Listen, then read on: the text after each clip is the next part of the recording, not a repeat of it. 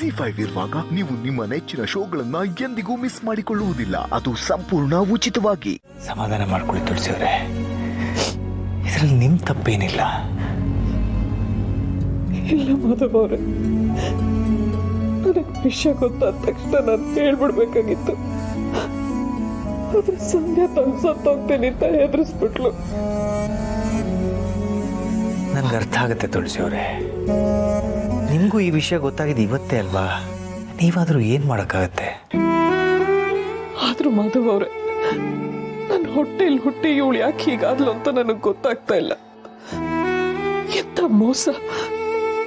ಇಷ್ಟು ತಿಂಗಳು ಮಾವನವ್ರಿಗೆ, ಪಾಪುಗೆ, ನಮ್ಗೆಲ್ರಿಗೂ ಎಂತ ಮೋಸ ಮಾಡ್ಬಿಟ್ಲು.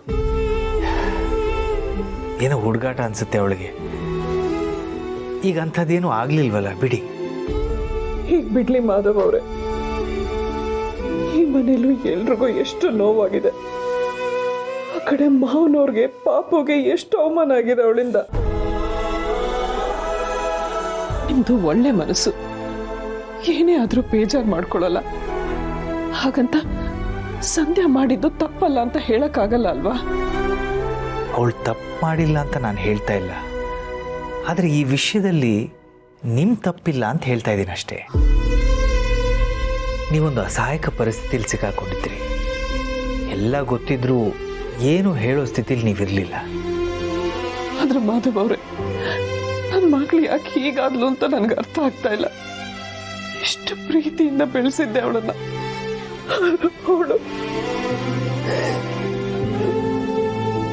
ದುಃಖ ಒಳಗಿದ್ದಷ್ಟು ಸಮಸ್ಯೆ, ಆಚೆ ಹಾಕ್ಬಿಡಿ. ನಿಮ್ಗೆ ಹತ್ರ ಸಮಾಧಾನ ಆಗೋದಾದ್ರೆ ಹತ್ತು ಬಿಡಿ, ಸಮಾಧಾನ ಆಗೋವರೆಗೂ ಹತ್ತು ಬಿಡಿ.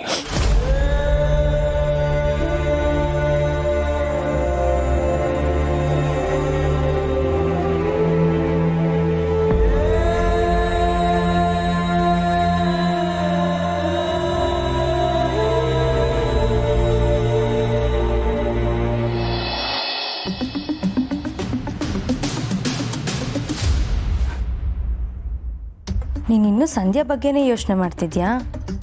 ದೀಪಿಕಾ ಈ ಲೆವೆಲ್ಗೆಲ್ಲ ಕ್ರಿಮಿನಲ್ ಪ್ಲಾನ್ ಮಾಡ್ತಾರ ಅಲ್ಲ? ಇಷ್ಟು ದಿನ ಅವ್ಳು ಎಲ್ರೂ ಹೇಗೆ ಅಮರ್ಸಿದ್ಲು? ನನಗೂ ಅದೇ ಅರ್ಥ ಆಗ್ತಿಲ್ಲ ಅಭಿ. ಅಲ್ಲ, ಯಾರಿಗೂ ಡೌಟೇ ಬರಲಿಲ್ವಾ? ರಿಪೋರ್ಟ್ ಯಾರು ನೋಡೇ ಇರಲಿಲ್ವಾ?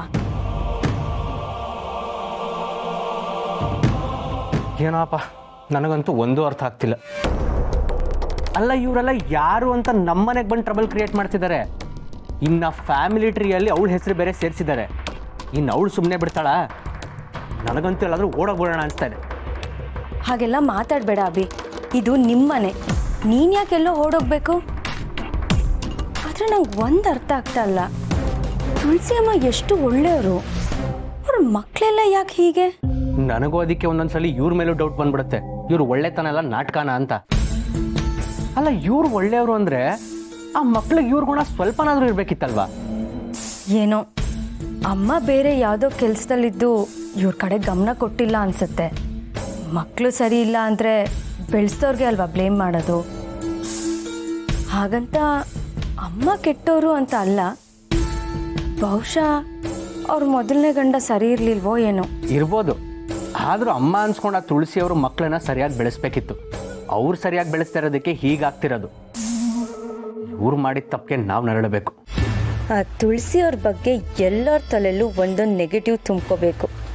ಈ ಕಡೆ ಪೂರ್ಣಿ, ಆ ಕಡೆ ತುಳಸಿ, ಇಬ್ಬರು ಈ ಮನೆಯಿಂದ ತೊಲಗಿದ್ರೆ ಆಮೇಲೆ ಇಡೀ ಮನೆ ನಂದೆ.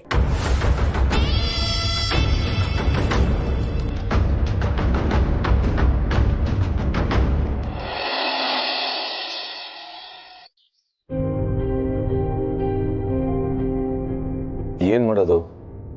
ಬಾಸ್ ಬೇರೆ ನನ್ನ ಮೇಲೆ ನಂಬಿಕೆ ಇಟ್ಟು ಆ ಮನೆಗೆ ಕೆಲಸ ಕಳಿಸಿದ್ದಾರೆ. ನನಗಂತೂ ಅಲ್ಲಿ ಹೋಗೋಕೆ ಹಿಂಸೆ ಆಗ್ತಾ ಇದೆ.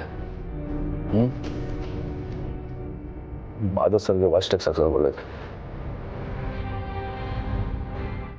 ಸಾರಿ ಸರ್, ನಾನು ಇವತ್ತಿಂದ ನಿಮ್ಮ ಮನೆ ಕೆಲಸಕ್ಕೆ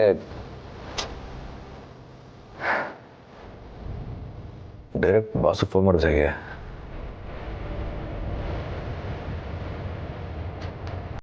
ಹಲೋ, ಗುಡ್ ಮಾರ್ನಿಂಗ್ ಸರ್. ಹೇಳಪ್ಪ ಸಮರ್. ನಿಮ್ಮ ಬಗ್ಗೆ ಒಳ್ಳೆ ರಿವ್ಯೂ ಇದೆ ಕಣಯ್ಯ ನಿಮ್ಮ ಯಜಮಾನ್ರ ಕಡೆಯಿಂದ. ಸರ್ ನಾನು ಆ ಮನೆ ಕೆಲ್ಸಕ್ಕೆ ಹೋಗೋದು ಸ್ವಲ್ಪ ಕಷ್ಟ ಸರ್. ಕಷ್ಟನಾ? ಏನಾಯ್ತು?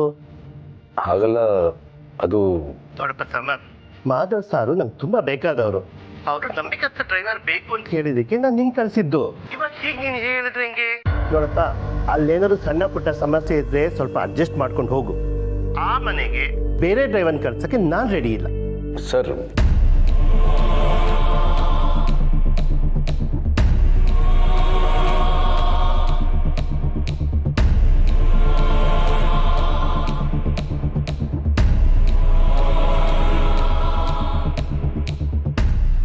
ಯಾಕೋ ಏನಾಯ್ತು?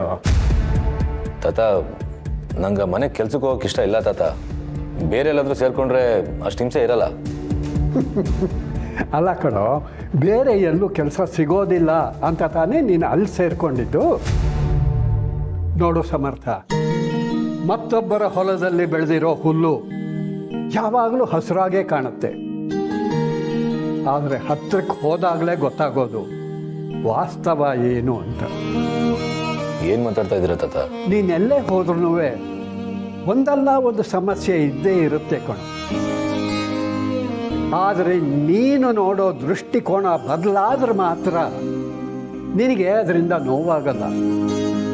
ಈಗೇನು, ಆ ಮನೆಯಲ್ಲಿ ಉತ್ತರ ಕುಮಾರ ನಿನಗೆ ಅವಮಾನ ಮಾಡ್ತಾನೆ ಅಲ್ವಾ? ಅವನು ಅವಮಾನ ಮಾಡಿದಷ್ಟು ನೀನು ನಗ್ತಾ ಇರು.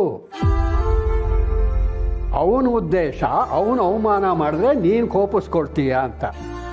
ನೀನು ಕೋಪನೇ ಮಾಡ್ಕೊಳ್ದೆ ಹೋದರೆ ಅವನ ಉದ್ದೇಶ ಹೇಗೆ ನೆರವೇರುತ್ತೆ? ನೀ ಕೋಪನೇ ಮಾಡ್ಕೋಬೇಡ, ನಗ್ತಾನೆ ಅವನ್ನ ಸೋಲ್ಸು. ನಿನ್ನ ಮಾತಿನಿಂದ, ನಿನ್ನ ನಗುವಿನಿಂದ ಅವನಿಗೆ ಟೆನ್ಷನ್ ಶುರುವಾಗಬೇಕು. ಆಗ ನಿನಗೂ ಅಲ್ಲಿ ಬೇಜಾರಾಗಲ್ಲ, ನಿನ್ನ ಕೆಲಸನೂ ನೀನು ಪ್ರೀತಿ ಮಾಡ್ತೀಯ. ಹಾಗಂತೀರ ತಾತ? ಹೌದು ಸಮರ್ಥ್, ತಾತ ಹೇಳ್ತಿರೋದು ಕರೆಕ್ಟಾಗೇ ಇದೆ. ನಿನಗೂ ಹೇಗೂ ಅಮ್ಮನ ಜೊತೆ ಇದ್ದ ಹಾಗಾಗತ್ತೆ. ಆಮೇಲೆ ಮಾಧವ್ ಸರ್ ಅಲ್ಲಿರೋವರೆಗೂ ಅವ್ರ ಅಬ್ಬಿಗೆ ನಿನ್ಗೆ ಅವಮಾನ ಮಾಡೋದಕ್ಕೆ ಬಿಡಲ್ಲ. ನಿನ್ನ ಪರವಾಗಿ ನಿಂತ್ಕೋತಾರೆ.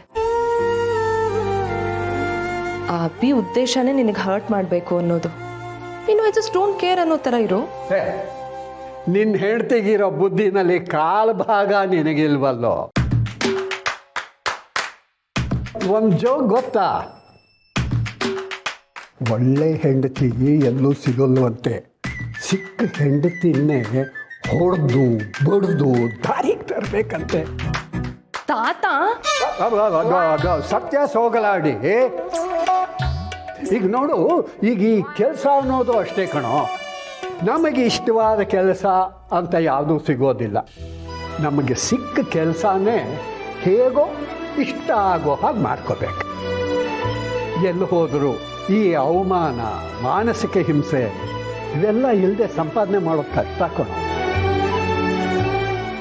ZEE5 ಆಪ್ ಡೌನ್ಲೋಡ್ ಮಾಡಿ ಎಲ್ಲಾ ಸಂಚಿಕೆಗಳನ್ನು ಸಂಪೂರ್ಣ ಉಚಿತವಾಗಿ ನೋಡಿ.